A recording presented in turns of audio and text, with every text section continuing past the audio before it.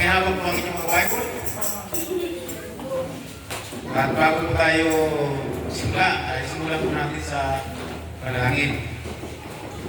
Yan, hawak po ang Bible. Lagay po natin sa tapat ng ating mga ulo. At tayo manalangin. Apo Father, aming Ama sa langit, salamat po sa oportunidad, pagkakataon na sa araw na po sa mga ito ay mauruan po namin ang mensahe para sa amin in these last days. Kami po ay maging produktibo sa buhay namin bilang alagad at magawa po namin ang goal na pinagagawa po sa amin na preaching and equipping. Pagpalain mo rin, nasa muling mo pagpalik, kami po magsusulit, ay madala pong magandang resulta ng produkto na pinagagawa po sa amin. Pagpalain po, bawat sa amin kung kami may sapat madalang learnings and realization at mayroon po kami magagawang application sa aming mga individual na buhay. In Christ Jesus, this is my prayer, Lord. Amen. Mapangalan si Lord. So ngayong maga po ay, mamaya po meron akong announcement. Ngayong maga, nais ko pong dali kayo sa understanding kung paano ang Diyos nagpo-promote. Excited ko excited ko kayo sa promotion sa inyong buhay. Amen. So ang mensahe ko natin is tungkol sa pagkakaroon ng madala kayo sa atin doon sa understanding, sa pagkaunawa kung paano ang Diyos nagpo-promote. Kaya ngayon pong map ito, pinamagatan po natin itong God's principle for promotion. Yung prinsipyo ng Diyos, mga prinsipyo ng Diyos na pagpo-promote niya sa mga tao. Noong nakaraan po, nagbigay tayo ng mensaheng papyaw tungkol kay Peter kung paano po ang Diyos nag-promote. Then, ang Bible po isa hook o promotion. Dahil ang Diyos natin ay Diyos ng promotion. So, gusto ng Diyos na maunawaan natin ito. Halimbawa po, gawin natin itong introduction yung the parable of the talents sa Matthew 25 verse 14 hanggang 30 na kung saan nagbigay si Lord ng gumawa po si Lord ng isang illustration sa isang senaryo upang maipakita niya kung paano po siya nagpupromote. Sabi nga po doon, si Lord, yung Panginoon, may-ari ng field, may-ari ng lupain, ay aalis po siya. At ang kanyang ari-arian, ang mga talents ay iniwan niya sa kanyang mga tao. Sabi niya, yung isa, binigyan niya ng 5,000 o 5 talents. 5,000, parang gano'n. 5 talents, at yung isa naman ay 2 talents, 2,000, at yung isa 1,000 o 1 talents. Sa madaling salita, sa kwento, lumipas ang panahon, bumalik ang Panginoon ng talents. At nagsulit ang tatlo. At ang sabi ko dito, nang magsulit na yung tatlo, nagkaroon po ng tinatawag, yung talagang pagsusulit. Nagkaroon po ng reporting. Sabi reporting. So lahat pinakulat ng kanilang negosyo. So sabi ko dyan, yung 5,000 yung binigyan ng 5 talents, ang sabi dyan, narito Panginoon, ang 5 talents na binigyan mo sa akin, ngayon po'y tumubo ng 5 talents. Sabi na sabay-sabay tumubo. Nangangulugan, ang talentong pinagkalog sa atin, o yung pinagkatiwala sa atin, ay talents ang tawag, at yun ay may tubo. Sabi na sabay-sabay tubo. So nangangulugan na makikita natin na mayroong business na inibigay sa atin ng Diyos. So because God is a business God. Now, sa pangalawa, sabi, nag-report din yung pangalawa na mayroong 2 tayo. Sabi niya, Lord, narito po yung binigay mo sa akin 2 talents ayon sa aking ability. At ngayon po, narito po ang tubo, ang resulta. Ano sabi ng Panginoon sa unang dalawa? Ang sabi niya, matapat at mapagkakatiwalaang alipin. Ang sabi niya, makihati ka sa akin. Mag-reduce ka kasama ko. And then, nag-report mo yung isang talent nga lang, nag-report po ng 1,000 talents, o ng kaloob, ang sabi po dyan, anong na-report? 0. Wala po siyang tubo. Anong sabi ng Panginoon? Tamad at masamang alipin. Sabi niya, hindi ka karapat-dapat sa pagre-rejoice na kasama ko, kaya sabi, doon ka sa labas at mangangalit ang iyong mga ipin. So in support, makikita po natin ang tinuturo dyan sa maikling explanasyon, tinuturo ni Lord na ang langit ay lugar ng promosyon mula sa lupa doon sa mga nagsipag-sigawa. May mga binigyan ang tao ayon sa kanyang ability. Sabi mo sa katabi mo, mayroon kang abilidad na binigay ng Diyos. Ang tawag natin dyan, suka o measure, na ikaw lang ang mayroon nun. Na kailangan tayo magtapat at yun ay kailangan makakaroon ng tinatawag na produkto o product o magkaroon ng resulta na i-report natin kay Lord. At itong binigyan ng isa, hindi nga niya ginawa kasi tamad po siya eh. Ang ginawa niya, binaon niya at ang sa katwiran niya kasi ikaw tumutubo ka Lord na hindi mo pinagpakuran. Ang katwiran Lord, alam mo pa lang tumutubo ako na hindi ko pinagpakuran, hindi mo malang inulinatan sa bako. At least kahit paano, may tubo. At hindi ka pa napunta sa impyerno. Ngayon, sabi niya, doon ka sa labas at mangangalit ang ngipin. Yung word na ginamit ni Lord dyan na mangangalit ang ngipin ay ibig sabihin, impyerno po yun. Sa impyerno lang mayroong gano'n. So makikita po natin, si Lord ay mayroong promotion. At sa mga dagdag na talata, kung binasa po niya yan, sapagkat ang sabi, yung doon, yung ibinaon sa lupa, bigay mo doon sa may 5,000, sapagkat ang meron, ibibigyan pa, at ang wala, kahit kung natitira sa kanya, kukunin pa. Napapansin po ba ninyo? Kasi mapupunta lang naman sa internet na yan, bakit bibigyan pa? Kaya nga, kalbirin nga natin dito sa church, pagtamad, huwag nating bibigyan ng trabaho sa simbahan. Dahil tamad eh. Kailangan, bigyan natin ng trabaho, yung busy, yung mayroong pagpapahalaga, masipag. Kapag yun ang gusto ng Diyos. Because God is a God of business. So kaya ngayong umaga, gusto ko makita po ninyo yung God's principle for promotion. Ang Diyos ay nagpo-promote, pero ang pinopromote ni Lord, yung mga taong, ang sabi doon sa talata ay masipag at magpapagkakatiwala. Ibig sabihin, mga reliable person, mga reliable people, mapagkakatiwalaan ng abilidad na pinagkaloob sa kanya ng Diyos. So kaya, yung mga tao sa atin, mayroong abilidad. Mayroong tinuro ang Panginoon doon sa 1:13. Lista ko ninyo. John chapter 13, verse 17. Sila nag-speak dyan, ang sabi niya, now that you know these things, God will bless you in you then, and you do them. Sa Tagalog, ngayon alam na ninyo ang mga bagay dito, pagpapalayan kayo ng Diyos kung gagawin nyo ito. So ang God's principle, magkakaroon lang ng magandang epekto sa atin kung ginagawa natin. Ulitin ko po, magkakaroon lang ng resulta sa atin ang God's principle kung gagawin natin. Kasi ang Diyos ay magpupromote sa atin kung ang kanyang prinsipyo ipinamumuhay. Now, ang Diyos ay hindi nagpupromote doon sa mayroon lang alam sa Biblia pero hindi naman pinamumuhay. Our promotion is not based on knowing, but promotion of God sa atin ay tungkol sa kung saan doon sa principle na applied. Ano sa Tagalog? Binigay ni Lord yung mga taong mayroong prinsipyo ng Diyos na ina-apply nila. Ibig sabihin, ginagawa nila. Ang talatang magsasabi dyan ay yung Matthew 23, kung saan si Lord nagsabi sa mga Pariseo na ang sabi ni Lord sa mga alagad, kung sa mga taong nakikinig, ang sabi niya, gawin ninyo ang itinuturo ng mga Pariseo. Sapagkat sila yung ilinagay ng Diyos na interpreter, so sila yung legit na interpreter ng kautusan.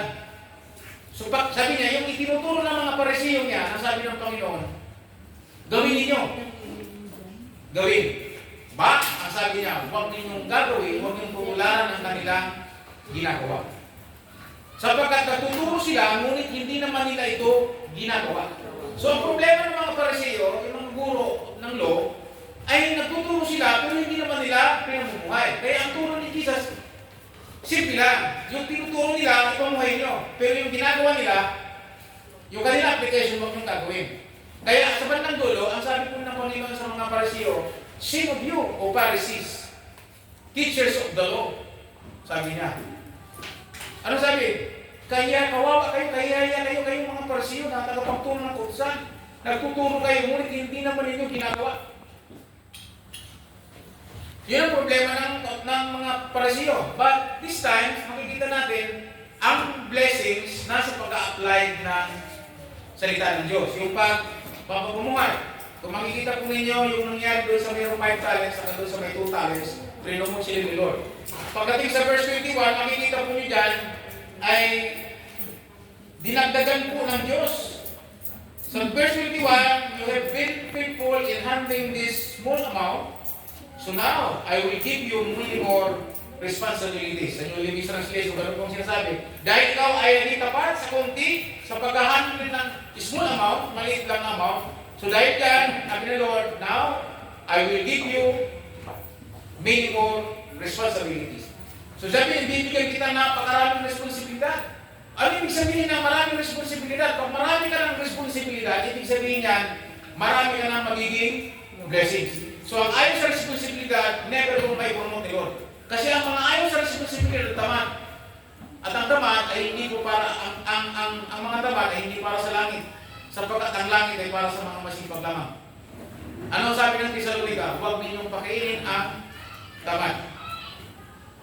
Maya-maya po, pakinggan po ninyo ang sinasabi ko ito dahil nandito po nakabase ito. So kanina, binasa po niya ang teksto natin, nasa introduction pa lang po tayo. So makikita po ninyo, ang turo ng Bible, sabi niya, dahil napagkatiwalaan ka sa small responsibilities, now I give you many more responsibilities. Sabihin mo sa katabi, many more responsibilities. Masarap ang promosyon. Masarap yan. Pero ang mabigat, dahil mayroong responsibilities. Pero kung gusto mong ma-promote ka, you must ready sa responsibilities. Handa ka sa responsibilidad. Ano ibig sabihin ng responsibilidad? Kampanin. So, pag ikaw ay naging binata ka at nagsimula kang umibig-ibig sa isang babae at natuluyan mo, ano mayroon ka? Nakukumit ka sa isang responsibilidad na darating araw, magbubuntis yan, magkakaroon niya ng anak, at ikaw mayroong responsibilidad bilang isang. So mayroon ka ng isang responsibilidad bilang isang ama, bilang isang asawa, at bilang isang kung may anak ka, bilang isang tatay. So ano yun ang responsibilidad mo ngayon? Nung ikay gumawa ka ng babae, nirog-irog mo, pinakasalan mo, nabuntis, nagkaroon ng anak, ano mangyari? Meron ka na agad dalawang responsibility. Pag kayo responsibility bilang isang asawa, tungkulin ka sa iyong asawa, at meron kang tungkulin sa iyong anak. So, dalawa na. At pagka dumadami yan, lumalago na, makikita po ninyo responsibilidad. So, ang promotion is about responsibilities. Okay, kaya nga mga kapatid, bago kayo tumuko niya sa ating na yan, tingnan niyo kung mabuti ito.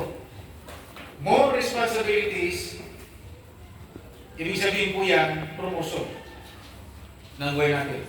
Tingnan po niyo, balikan po natin yung paksa natin. Sabi nga dito ng Panginoon sa 13 ng Juan, kapag nakunawaan nyo, alam niyo na ito, ang sabi niya, yung sa mga lagad, pagpapalain na kayo ng Diyos kapag ginawa niyo ito. Ang ganda ng talata, sinabihan niyo mga alagad na ngayon alam niyo na ito, pag ginawa niyo ito, doon lang kayo i-bless. Pag nalaman mo ang God's principle, pagpapalain ka lang ng Diyos, kung yung principle na yan, i-apply natin, ipamuhay natin, gawin natin. Halimbawa, sampu lang kayo. Prinsipyo ba na Diyos ang ito po? Sampu lang. Amen. Ngayon, kung hindi ka mag-ikapo, alam mo mag-ikapo, hindi ka mag-ikapo, tanong, pagpapalain ka ng Diyos. Hindi, kasi tanging doon lang sa gagawa nito. Ngayon, kung yung offering, tinuturo ng Diyos, yung offering bukod sa ikapo, ay doon nakabase ang harvest, prinsipyo ng Diyos hindi. Ngayon, kung hindi mo gagawin, tulad namin yung kasawa natin, ginagawa lang namin, nag-ikapo lang, pag nag-ufuri, 50 pesos, 20 pesos, wala kaming harvest. Sapagkat yung tithes, 44 pesos. So, nung matutunan niya ngayong tapatan yung tithes, saka lang kami nagkaroon ng paluwaran ngayon. Okay? Makikita po nyo, kung nung in-apply niya, saka lang, nung in-apply namin, saka lang, bakit? Kasi mag-asawa po kami. Sabay po namin i-apply yun. So, ang God's principle ay nagiging pagpapala lang sa atin kung magagawa natin. So, yung knowledge na alam natin, mangyayari lang yun sa atin kung gagawin natin. Hello, nandiyan po kayo. So, yun po yung turo. Makikita po na every Lord now that you know these things, God will bless you if you do them. Pag ginawa lang natin ito. So, makikita po ninyo, gusto natin ma-promote ang buhay natin, gusto natin ma-promote ang church. Sabi natin ang church. Ang ating pong trabaho talaga ay ang church ay ma-promote ni Lord. Gusto natin ma-promote tayo ni Lord. Gumanda ang buhay natin. Kumain, mawala po tayo dun sa tinatawag na mahirap na buhay, mapunta tayo muna sa middle class. at hanggang sa makalampas tayo sa middle class, at hanggang sa ang bawat isa sa atin ay mayroong kayang mag-win ng kaluluwa dahil siya po ay promoted ng Diyos. Mali pang i-promote ka ni Lord, hindi mo magagawa. Alam po ba ninyo yung pag-release ng kaluluwa ay hindi mo magagawa, mali pang i-promote ka ni Lord? Halimbawa, si Pedro, sa kasi yung mga kasama niya yung mga alagad, hindi nila kayang gawin yung pag-release ng kaluluwa, mali pang ma-promote sila ni Lord. Ang sinabi doon, sabi niya, gagawin ko kayo mga mamamalakayan ng tao. So, pinumot muna bago makawin ng kaluluwa. Kaya mga kapatid, mahalaga ito, tingnan po ninyo. Balik tayo sa binasa ni Regeline. Punta po tayo dito sa Matthew chapter 9, verse 37.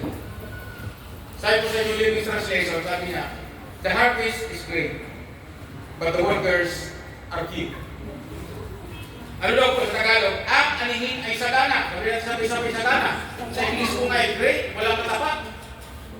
So sabi niya, yung blessings, ang sabi mo sa katabi, yung blessings sagana. Okay, balik tayo. Yung blessings po daw, makinig po ka. Ang blessings daw po, ang harvest ay sagana. Sino po yan naghahanap ng harvest? Ang Bible nagtuturo, sagana ang harvest. Andyan lang ang harvesting. Nandiyan lang siya. So, kung pinag-usapan natin yung harvest, automatic ito, mag-interpret agad tayo. Kung pinag-usapan natin ang harvest, ang una-unang makikita natin, ang una-unang natin i-define sa harvest ay workers. Never na mangyari ang promotion sa church, magkaroon ng harvest na marami kapag walang workers. So, ang harvest ay depende sa workers. So, ngayon, ang workers pa lang dito sa church ay ito. Tangan yung asawa. Dapat ito yung kanina, yung goal natin, yung ating purpose, hindi natin yung purpose kanina, ang ating purpose ay reach in equip. So, ibig sabihin, ang ating purpose ay reaching in equipping. Matthew 28 po yan, verse 19 to 20. Yung verse 19, ang sabi niya, gawin yung alagad ko ang lahat ng mga tao sa bansa, at bautismo siya sa ngalan ng Ama, ng Anak, at ng Espiritu Santo. Commission po yun, great commission yun. Yun po yung reaching. After mo ma-reach, nagawa mong alagad, what next? Equipping. Verse 20, at turuan silang sumunod sa lahat ng pinag-uutos. Ibig sabihin, i-apply ito. I-apply nila. Hindi sila manatili sa reaching. Ang problema natin sa church natin before, ay dahil 20 years nang lumipas, marunong lang tayo mag-reach, pero hindi tayo marunong mag-equip. Kaya ang tao, dumarating, tapos may mawawala, may bago dumarating, mawawala yung mga dati. What is the problem? Ang problem is, hindi tayo marunong mag-equip.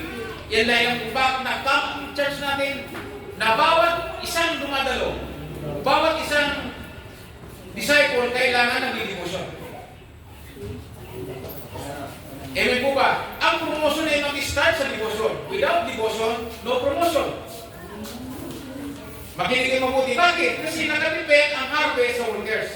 Paano mag-harvest ang isang hindi marunong? So, ibig sabihin po yan, harvest will always depend on the numbers of workers trained. Ano sa Tagalog? Ang harvest po ay nakadepende lagi sa bilang ng manggagawa na na-train. Ulitin ko. Ang harvest ng simbahan ito ay nakadepende lagi doon sa mga workers na na-train. Walang workers, walang harvest.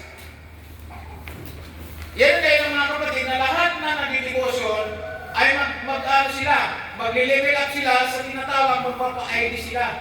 Magpapa-intentional discipleship sila. Kami nga mag-asawa, doon sa mentor namin, pupunta kami ng Las Piñas, magpapa-ID kami face to face.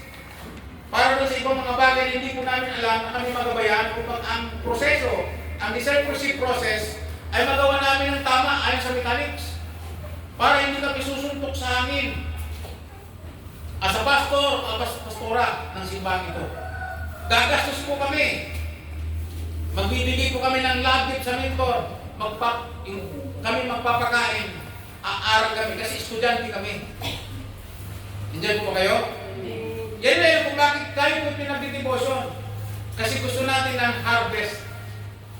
Sino po gusto mag-harvest? So gusto natin dumami po tayo. Magsimula ka sa process. Anong process? Pinagdidibosyon ka, magdibosyon ka. Ngayon, ina-aspire mo, ma-born again, makakilala sa Panginoon, ma-raise mo ang iyong pamilya. Amen po ba? Gusto niyo ma-raise ang ating pamilya? Ay yung mga tao na nakakita sa atin? Simple lang po yan. Magsisimula lang yan sa iyong devotion. Kung gusto mo ma-raise, ang unang process ay mag-devotion ka. At pagkatapos pag nag-devotion ka na, aakyat ka sa ID101. Magpapa-ID ka. Magpapa-intentional discipleship ka. Lahat. Kaya nga dito sa atin lahat, magpapa-intentional. Purihan ng Panginoon, dito sa ating sessions, meron ng 10 magpapa-ID.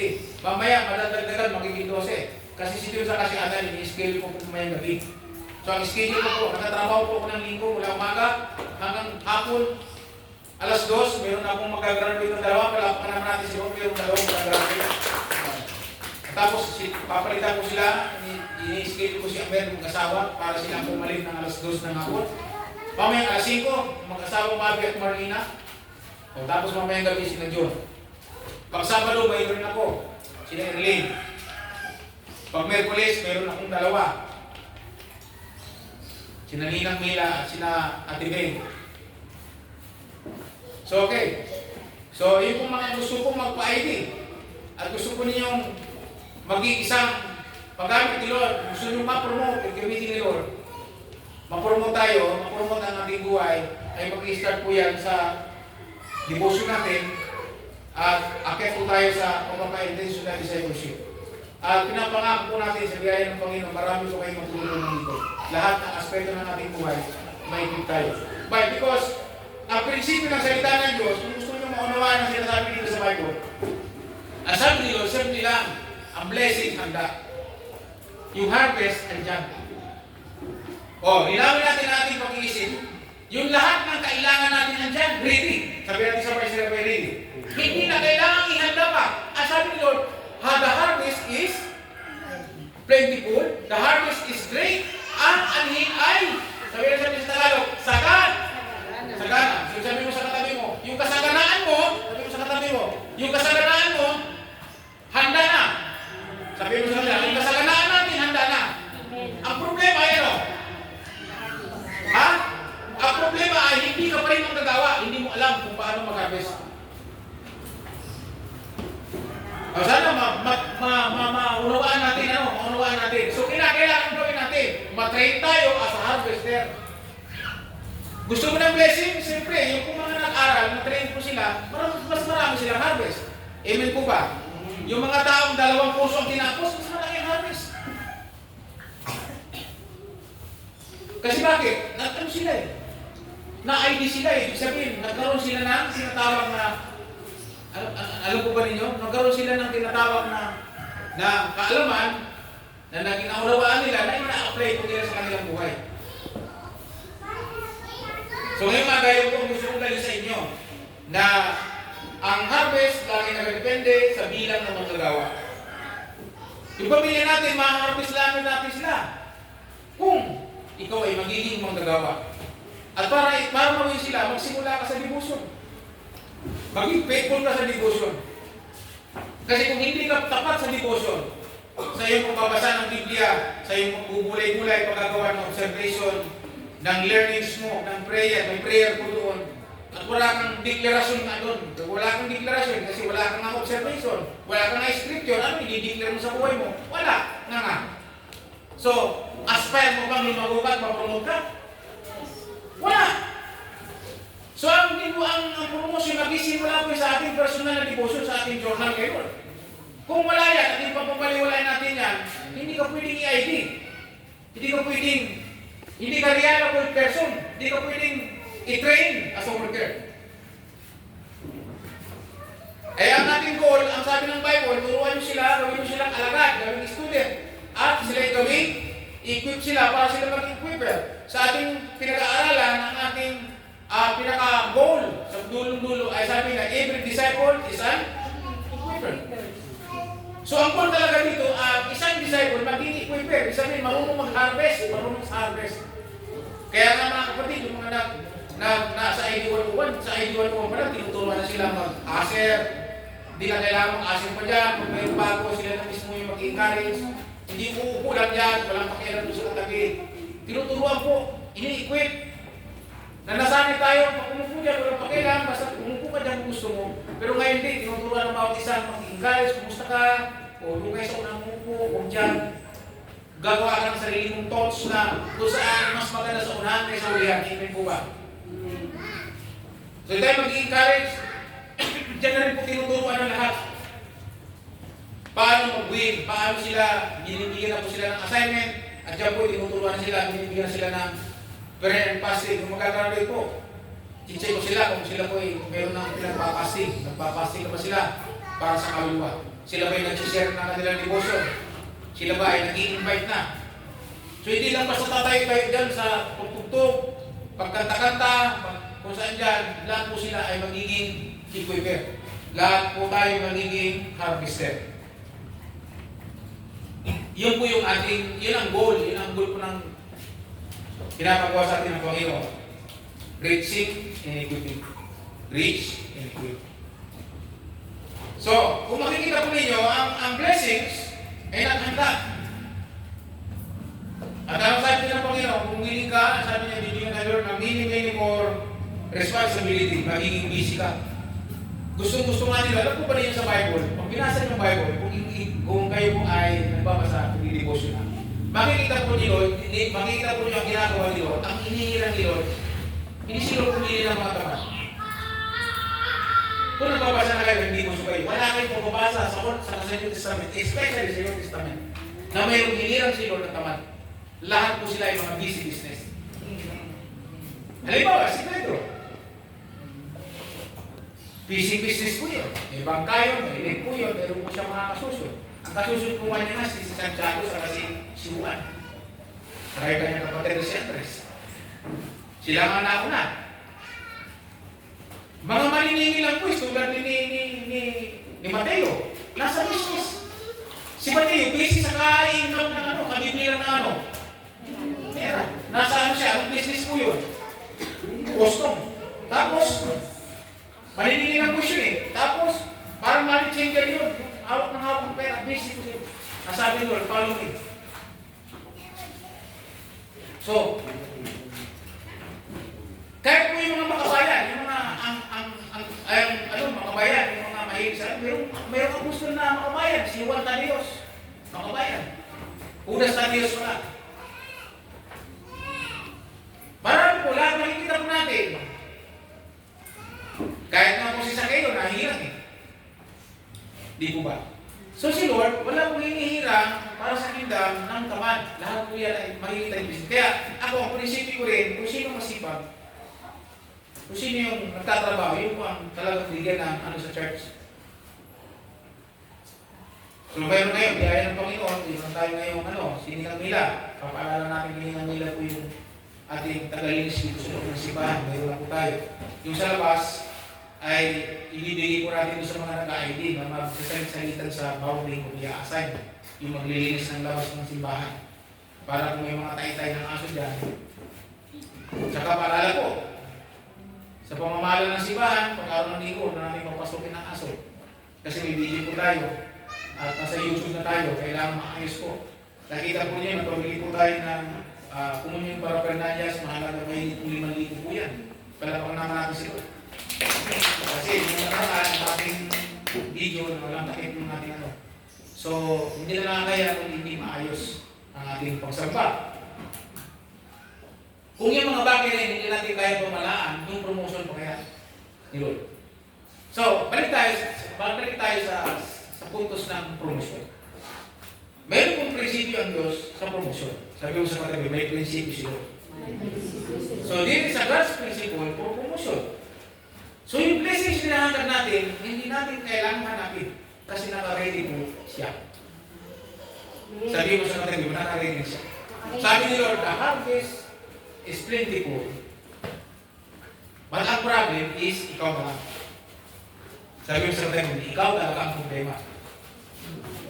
Mas lalo na kung yung pastor ay hindi ko ginagawa, mas lalong problema. So ang problema, yung pastor at yung kanyang mga tinuturuan ng problema.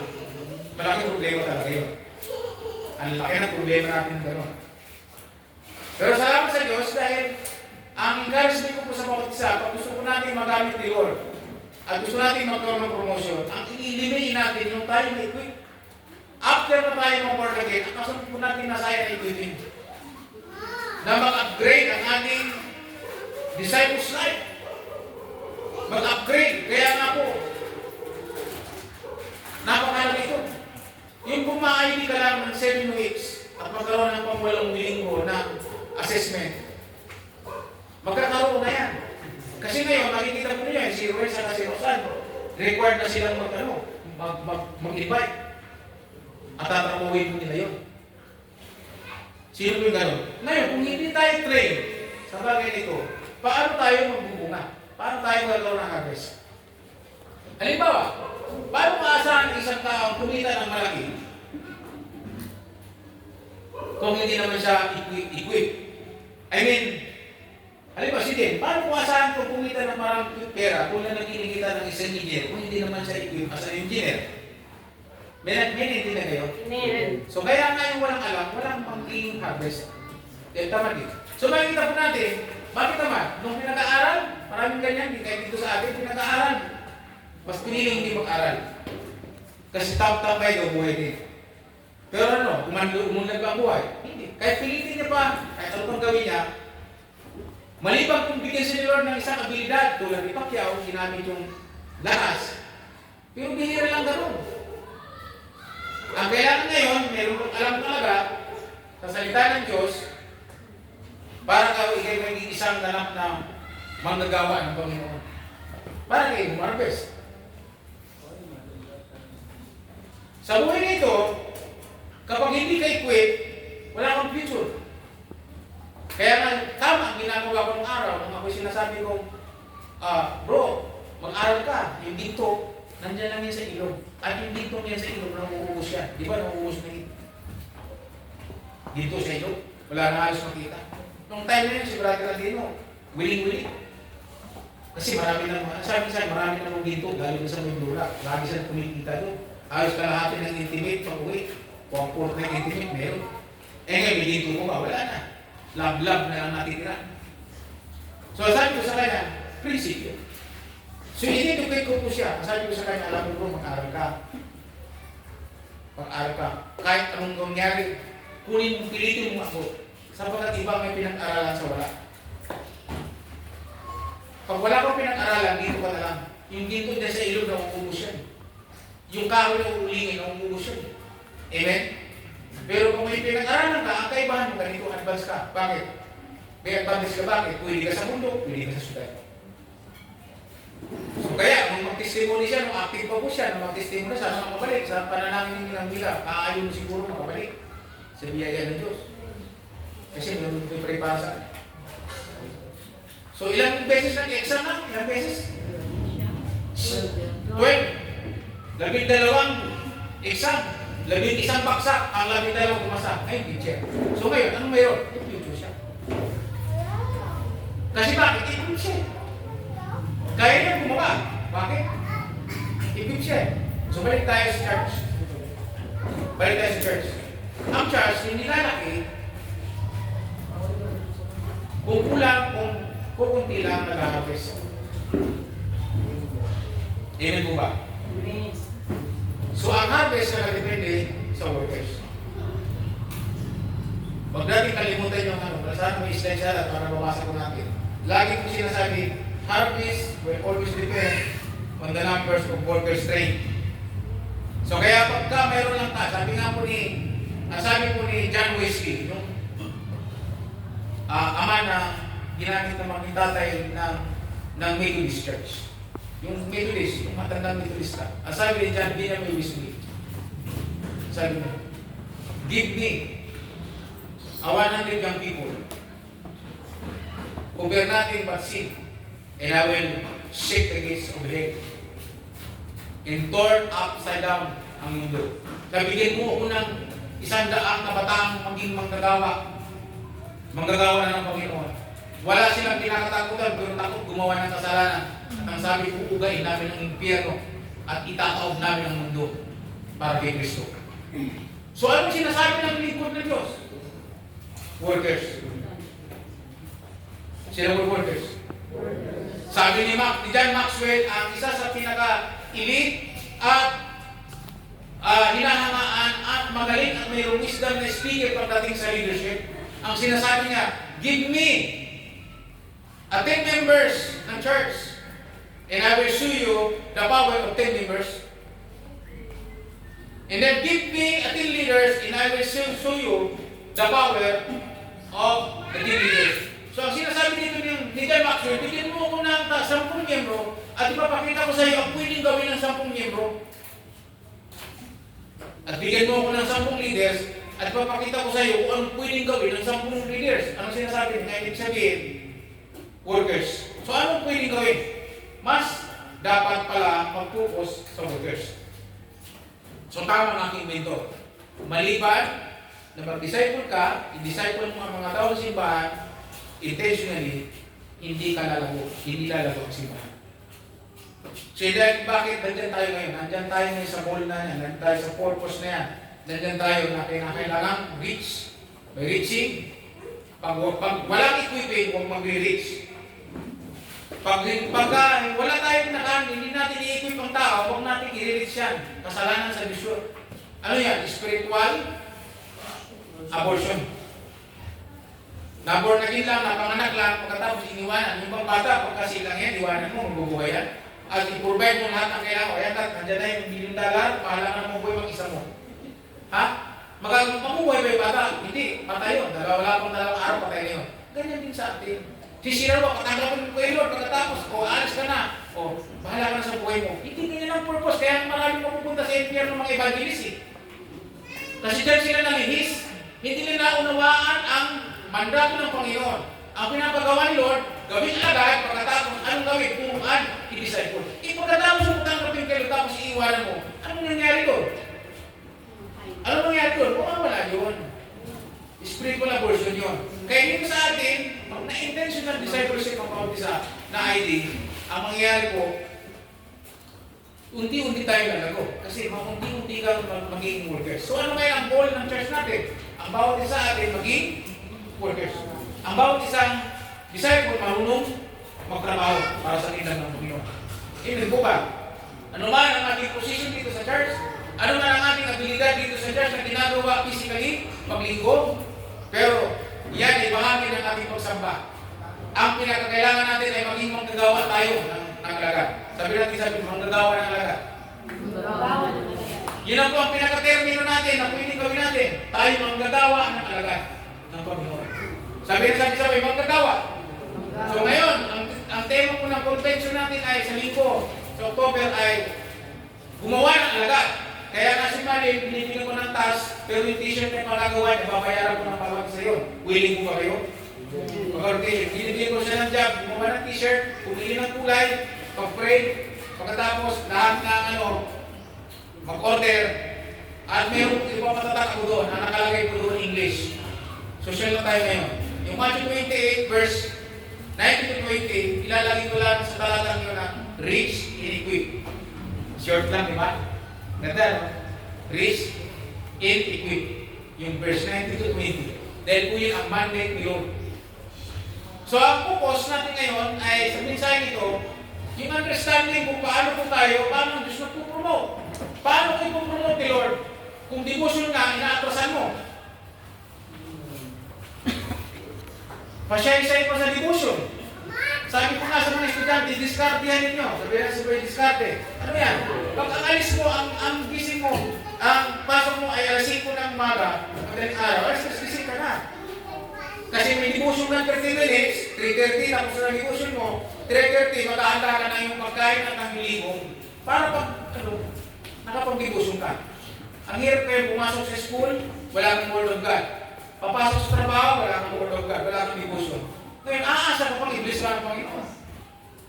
Tamad naman. Ang masipag, maraming paraan. Ang tamad, maraming. Yan talaga yun eh. Kaya na dito sa ating simba, pinapatay natin ang tamad. Pinapatay natin yung buhay na tamad. Hindi uso dito dito, pasipagan po dito, pasunuran. Kasi, sino naman ang magbibenepisyo yan? Sino tatanggap ng turunan yan? Ako ba? Disipli ko. Kasi ang trabaho ko, equiper ko ako eh. i-equip ko kayo. Dadalhin ko kayo sa reaching and equipping. Hanggang sa kayo ma-promote. Alam po ba ninyo kung manggagawa ka na? Nakagawa ka ng alagad? Kanino mapupunta ang credit? Kanino mapupunta ang credit? Pag ikay, si John, nag-start na po siya mag-disciple ng iba.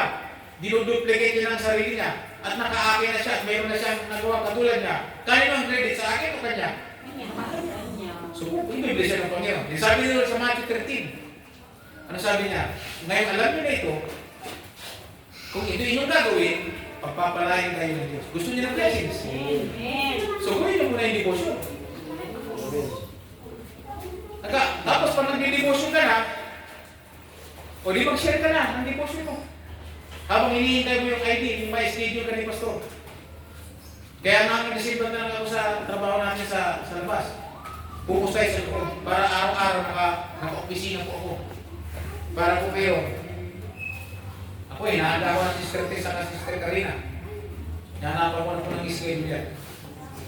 Lahat po tayo kailangan maka-ID at maging pa-train. Lagi po natin sasabihin, ang harvest lagi na na-depend saan? Sa workers. Sino workers? So ikaw yun. Ngayon, kung marami mong nagawa sa simbahan ito, tanong, nalago tayo. Halimbawa kayo. Ilan tayo ngayon? Sa listahan. Sino nakakala ng kaibay? Doon pa lang nga sa paglalakbo. Naglalakbo po kayo? Di ba, estudyante kayo? Dapat naglalakbo kayo. Para mamonitor kayo. Ano na siya? So, ako natutuwa ako. Nagdidiboso na si Nico. Wala pang naman si Lord. Wala pang ang influensya ng asawa niya. Yan. Kaya pag walang devotion, walang peace. Ano, Roslyn? Jeta mo. Kasi, wala, yung sumunod eh. So, pag walang devotion, no promotion. So, dapat alamin natin na si Lord ay Diyos ng promotion at lagi po siyang nakatingin. Tingnan nyo, the harvest is plentiful. The harvest is great. Andyan. Kita-kita na niya, nakahanda na. But the problem is workers. So, ikaw na lang ang kulang. Ikaw na lang ang problema. Ikaw na lang kailangan. Kaya, ang goal natin sa sarili, titigilan ko na itong pagpapahirap ko kay Tatay Pastor. Kailangan mo ngayon mag-devotion na para yung sinasabi ng Diyos sa Tatay Pastor, salita ng Diyos, mangyari sa akin.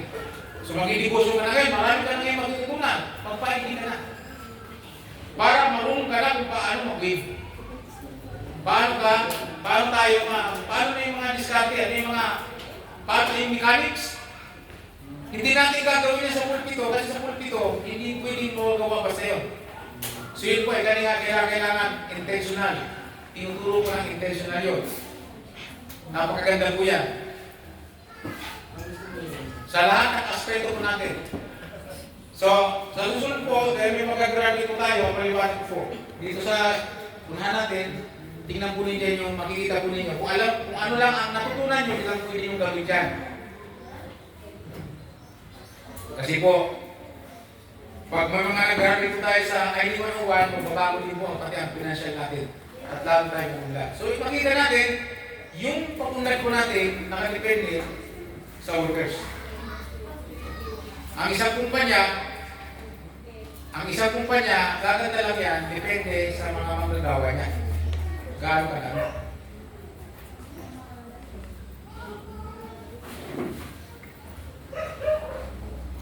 Halimbawa po kayo, ang barangay natin, maraming nagagawa kasi maraming empleyado. Maraming empleyado ang barangay. Kahit kahapon po, galing kami sa seminar ng mga lupon, at kami ng seminar sa lugar sa RSA po, at nakita natin kung ilan ang mga empleyado doon, na lahat may kanya-kanya trabaho. So wala na ngayong boss, employee. Lahat mayroong trabaho. So, kaya mga kapatid, ang promotion natin, nakadepende sa ating buhay, sa ating pagiging manggagawa. Yan ang ating ano. Matagal ko nang binabasa yung market ni Dave na yan. Ginagawa pa na namin ng joke yan dati. ginagawa na namin ng joke yan kasi hindi namin naiintindihan, kaya joke na lang namin. Yan ang mahirap sa mga pastor. Sabi niya, minsan sabi ng pastor, many are called but you are frozen. Na-frozen daw po yung mga pastor. Kaya hindi na nakakilos, frozen na eh. Nasa naka-frozen, hindi ko ilagay ng patay. Nanilis. Many are called but you are frozen. Hindi mo yung na-frozen. So, blessings na handa. Excited po ba kayo? Amen. Handa. Ikaw lang ang kailangan mag-train kung paano maabot yun. So, ang ating buhay ay isa life of equipping. Walang tigil ang equipping. Kaya pagkatapos ng ID 101, mayroong next level. First level, 101, ID 101. Second level, mayroong kung tinatawag na equipping. Paganda ng paganda, pa-upgrade ng pa-upgrade. Kasi nga, padagdag ng padagdag ang ating responsibility. Halimbawa, lumako tayo. Binayaan tayo ng Panginoon. Halimbawa ko, binayaan ako ni Lord. Binila ko yun ng maraming pera. So magkakaroon ako ng maraming responsibilidad. Alam ba si Marlene? Matagal na nagpe-pray natin sa sakyan. O Marlene, nandiyan na ang blessings ng handa. Ikaw na lang ang kulang. May queen. Ang nagtakaya ng ganito, ang mangyayari, full time ka ng simbahan, dahil isa ka ng manggagawa, naiintindihan mo, maganda rin ito yung mangyayari sa huli nating panahon. Ito po yung aking communication, ito po yung pinagagawa nila sa atin, ito po yung gusto kong future, at ito yung gusto nila na mangyayari sa atin. Ang trabaho natin sa labas, sideline na lang natin. Dahil pinita na tayo sa gawain ng Panginoon. Hello? Magiging sideline na lang natin ang gawain ng trabaho ng puso natin sa labas, magiging sideline na lang natin kasi kumikita na tayo ni Lord. Kaya tayong paswelduhan ng Panginoon kung susunod lang tayo sa Kanya. Aralin natin ang Bible, wala po tayo, sabi nga po ni David, wala akong nakita ng lingkod sa Diyos na naging hampas lupa. Deklarasyon po ni David, kung nabasa po niya sa aklat ng awit, sabi niya, I have not seen, hindi ako nakakita ng taong naglingkod sa Diyos ng tapat na naging hampas lupa. Hindi sabi na naging pobre, wala. Kasi siya naman, nakita mo nga siya, naglingkod siya sa Diyos hanggang sa isang naging hari. Ang pangako nga ng Diyos sa mga Israelita, dahil sa Exodus, sa Deuteronomy, hindi kayo magiging buntot, kayo magiging uno. Sa lahat ng pag-a-apply ng prinsipyo ng Diyos. So sa harvesting, nang natin kalimutan. So what is the principle? Ang learnings natin dito? Ang learnings natin dito, workers. So ano yung ibig sabihin yan? Tayo. Mag-upgrade tayo ng ating buhay, at yan yung magsisimula sa ating personal na devotion na tinuturo. Napakasimple lang naman devotion sa umaga, di ba? Babasa ka ng Bible ayon sa guide natin, 3 libro, 3 aklat sa Bible, pagkatapos, anong gagawin? Susulat mo yung talata, pagkatapos, obserbahan mo. Yung binigay sa Lord, magbibili ka lang. Pagkatapos mo yung obserbahan, gumawa ka ng sarili mong observation, o tinatawag na interpretation, pagkatapos, susulat mo ngayon yung iyong application. O ito na ang application ko, ganito ang aking nagawa kasi nakagawa ka ng learning. After ng learnings mo, na application, ang susulat mo ngayon, prayer. Ako natutuwa sa lahat ng nag-devotion na nagsasubmit ng devotion sa akin na nagpapamonitor, yung aking inaanak, siya yung pinakamahabang prayer. Tutuwa ako kasi siya ang mahabang prayer. Eh sabi sa learnings natin, sa isang aim ng leadership natin sa ID 101, ang isang aim doon ay maturing in faith ay learning in application. Di sana din, mahaba ang sulat niya sa prayer. Palapakan na natin. Papasahin, mas mahaba sa talata, mas mahaba sa observation niya. Pagdating sa prayer, mahaba. Papasahin talaga. Detalyado. Because, naunawaan niya siguro na sa kanyang devotion, ay ano yun? Worship foundation yun eh. Worship foundation. Ang devotion. Doon yan ang pagkakaroon ng mind of Christ. So kung wala tayong mind of Christ, wala tayong devotion, promotion po kaya.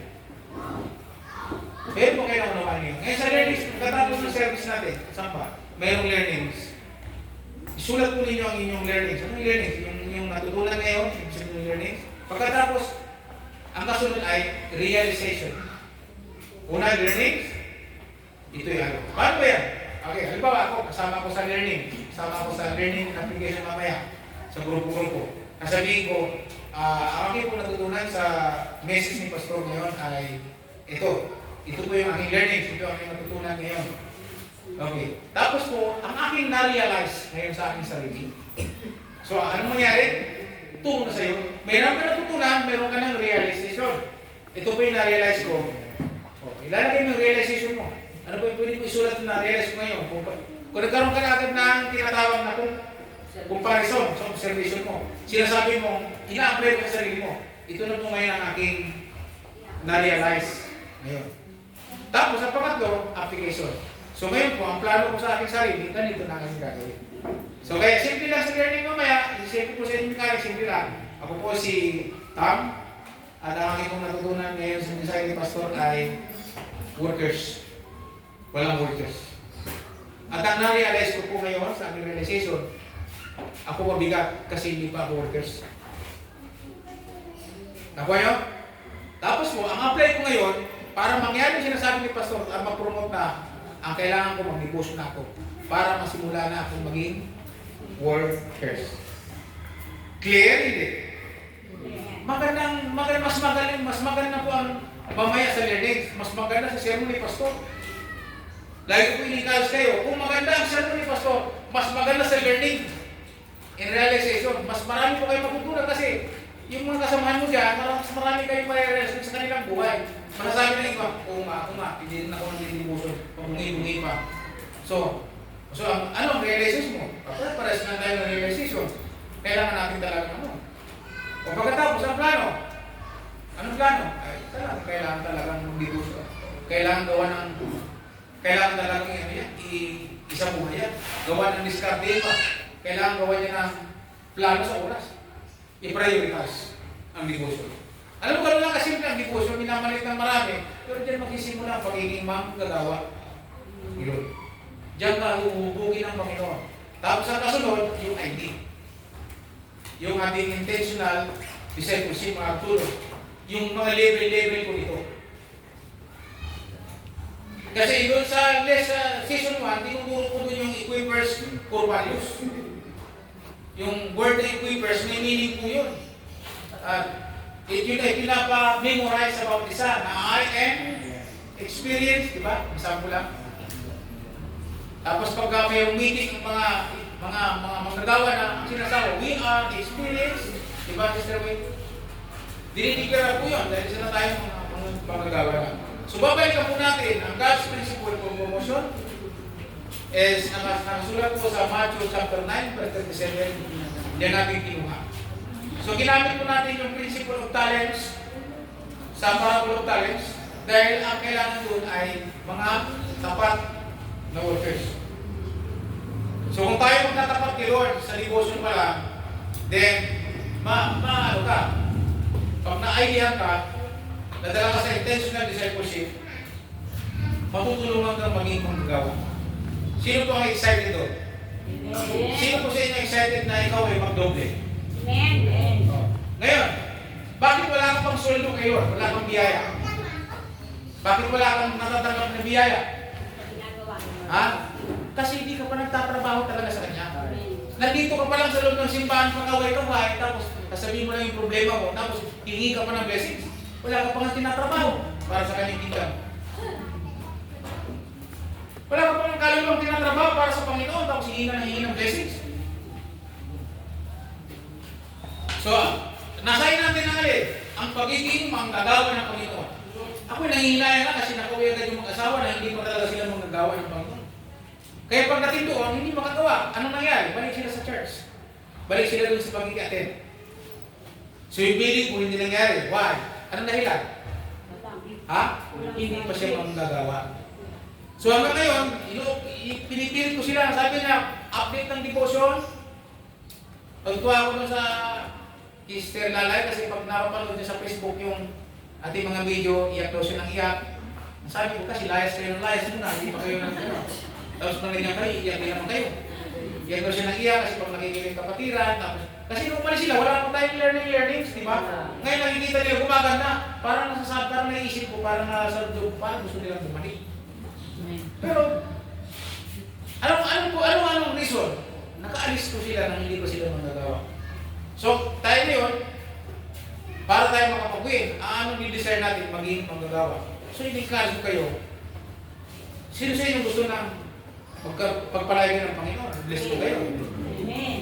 Handa na kasi ang blessings eh. Ikaw na lang ang kulang. Ikaw na lang ang kailangan matutong gumawa. Re-ready na. So nagkaano tayo ng mga magandang buhay. Eh kung wala din naman tayo magagawa, hindi tayo equip, paano darating sa atin ng blessings? Dagdagan tayo ng maraming responsibilidad, hindi naman natin kaya. Hindi ba? Bigyan ka rin ng sasakyan, hindi mo naman alam, hindi ka naman maalam mag-maintenance ng sasakyan. Baka isang buwan ng sasakyan mo, wala na. Sino gusto ng sasakyan? Kapag wala ako muna sa pagsakay ng kalabaw. Sino po marunong sumakay sa kalabaw? Ako wala, naranasan ko yan. Sa camping, marunong ako sumakay sa camping. Bata pa po ba, alaran kami. Alaran ng kalabaw, kabayo ng baka, na po yan, natutunan mo sa sakyan. So ngayon, sinasakyan ko pala ngayon, motor. Next year, tricycle. Hanggang sa mapagkatiwala tayo ng sasakyan, maraming responsibilidad. Kaya nga sa AUC, kung hindi ka workers, ano na mangyayari? Di po ba? Bibigyan tayo ng kaluluwa, hindi naman natin kayang i-handle. So hindi bibigyan nyo sa atin yun, ang church. Bakit hindi bibigyan ng kaluluwa ang church natin, hindi naman tayo magagawa? Ano yung nagagawin natin yun? Sasayangin lang natin. Amen po ba? So, kung mapapagkatiwalaan nyo tayo ng kanyang kaluluwa, ang kaluluwa ng tao, at mapapagkatiwalaan tayo yun kapag tayo naging manggagawa niya. So, ang pagiging manggagawa ng Diyos, nagsisimula ko sa ating personal ugnayan kay Lord. Ano yan? Devotion niya. Pagkakaroon ng mind of Christ. Kaya, huwag kayo magtaka kung kayo pinipilit namin mag-devotion. Pinupursige. Kasi po, kailangan mong maging workers sa darating na makaagad. At pag ikay workers ka na, marunong ka nang gumawa, then ang blessing, kapag gumagawa ka na, ang sabi ng Panginoon sa Matthew 13, ang blessings ay darating. Nasabi nyo ngayon, alam nyo na ito. Ito rin ang bibitawag ko sa mga sa atin. Yung puro ni Lord na pinasa sa akin, ipapasa ko rin sa inyo. Ano sabi ni Lord sa Matthew? O 1 by 1. Sulat ko niyo, 1:13 verse 17. Then, sabi ko dyan yun, now that you know these things, God will bless you if you do them. Sa Tagalog, ay alam niyo na ito, kung inyong itong gagawin, ibig sabihin kung ito'y papamuhay, ang sabi niya, pagpapalain kayo ng Diyos. Ano ba ang nakalagay sa magandang balita? Sa magandang balita dito sa ating tinatawag na contemporary. Punta tayo sa Bible. Para bago tayo tapos. 1:13, ang talata? 17. Yan. 1:13, verse 17. Sabi dito sa contemporary, Tagalog contemporary, magandang balita. Ang sabi niya, tinatawag niyo akong guro at Panginoon, at tama kayo. Dahil yan ang totoo. Tama ba ito? Ay, crazy pala nabasa ko. 17 pala. Maraming nila. Sabi, ngayon alam niyo na ang mga bagay na ito. Mapalad kayo kung gagawin niyo ang mga ito. Sabi mo sa katabi mo, mapalad ka pala. Mapalad ka. Bigyan mo naman ng pasubalik. Mapalad ka. Kung i-apply mo ang prinsipyo ng Diyos. Ngayon, maging mapalad ka, i-apply mo na maging manggagawa ka rin. So ano ang pinakaano natin? Ang pinakaano natin? Rich in equipping. Reaching and equipping. Yung purpose natin, yung goal. Rich in equip. Every disciple is an equipper. Is an equipper. So ano natin gagawin? Ano ngayon? Anong meron tayong learning at meron tayong realization? So anong gagawin natin? Pasok po tayo. Yung sermon mo nakaraan na huwag kang manatili doon sa gate. Sa pagiging born again lang experience. Pasok ka sa pinto. Kay Jesus. Kasi mas marami doon sa loob. Ano tinutukoy doon? Maging workers ka doon. So, particular, bumalik tayo sa blessings, nakatingin lang kasi tayo sa blessings. Yung mga nakaraan natin, tayo nakatingin lang sa pangako, sa blessings. Hindi tayo nakapako dun sa kung anong pinagagawa na prinsipyo na pina-apply. Ang nangyari sa church, nagkaroon lang sila ng knowledge, ng mga tao, pero hindi naman na-apply. Parang modern religious group lang, parang modern Pharisee lang. Hindi ganun ang gusto ng Panginoon. Ang gusto ni Lord, ang prinsipyo niya i-apply. So ngayon, ready po kayo mag-apply? So ang ating nawayan ngayon, ang simple lang po ang natin ngayon.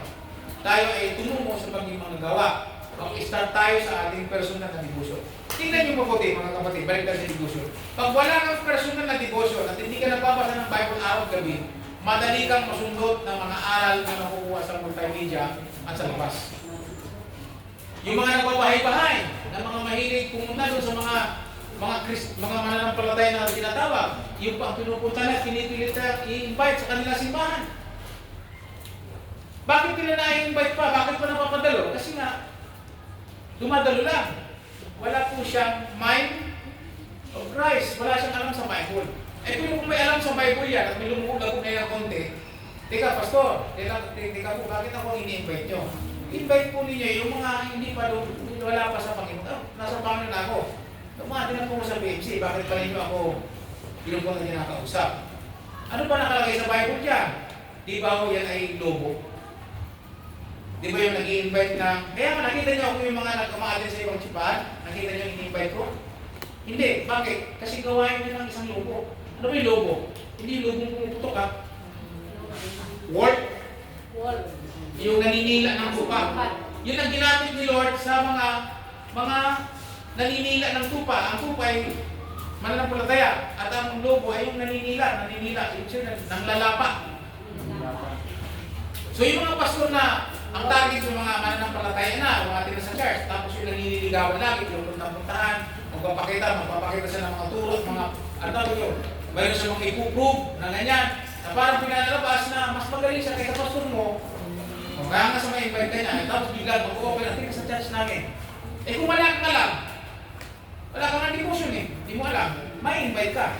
Pero kung mayroon kang alam, sasabi mo sa kanya, teka pastor, okay naman po yung sinasabi mo, kailan, yung ginagawa niyo din. Baka mahilaw-hilaw siya sa'yo. Eh bakit mo naman nasabi? Eh kasi, mananampalataya na po ako. Mayroon na akong pastor. Tapos ini-invite niyo ako. Tama po ba yan? Dapat ang ini-invite niyo yun. Wala pang church na inaatinan. Eh ako inaatinan na ako. May pastor ako. Ano ba ang sabi ng Bible dyan? Kung alam mo, hindi ba gawain niya ng isang lobo? O di, dadaan-daan kumalis siya. Mapapahiya niya yung... Kaya sabi ko nga dito, pag lahat ng didibusyon, naka-1 taon, 2 taon na ng didibusyon, pwede mo i-garantiya. Pwede mo kayo may papalaki. Kahit sa national, alam po ninyo, kung sa akin, meron sa dibusyon, nakakatatlong taon na tayo sa dibusyon, active pa rin, hindi pa rin nagbabagong dibusyon. Itatapat ko kayo sa pastor na hindi nagbabasa ng Bible. Amen. Kaya nga, minumonitor ko Inaalam ko siya hindi nagpapatlang kasi kung mayroon ako, gagawin kong illustration. Pag ako nag-preach sa ibang church o sa isang seminar o ito. Ito lang ang katapat mo. Ito ang devotion nito. Ilang notebook na. Kung hindi mo basahin. Kung ikaw pastor na yung nagbabasa, Sabado ka lang nagbabasa ng Bible tapos magtuturo ka. Anong klase ng promotion ng simbahan kayo? Kaya ngayon, malakas ang loob ko ngayon kasi pag lahat tayo nag-devotion na, mapupromote po tayo. Isipin mo, alam ba si Marlene? Nag-2 taon, 2 taon, nagbabasa na ng Bible. Marami nang matututunan yan. Anong mangyayari dyan? Kaya yung salantain. Kaya yung sabatain ng mga aral na lumalabas na hindi tama. Amen po ba? Kaya niyang sanggain. Tulad, tinutulak ko nga kayo ngayon. Kung wala ng devotion, hindi mo magagawa pero kung may devotion, kung madadaan mo sa Bible, yung sinasabi mo ngayon. Na yung mga nininiga ng tupa. Di ba, may encounter kayo ganyan. Kahit kasi Ate Bing, encounter yan, in-invite siya. Kaya nyo sagutin?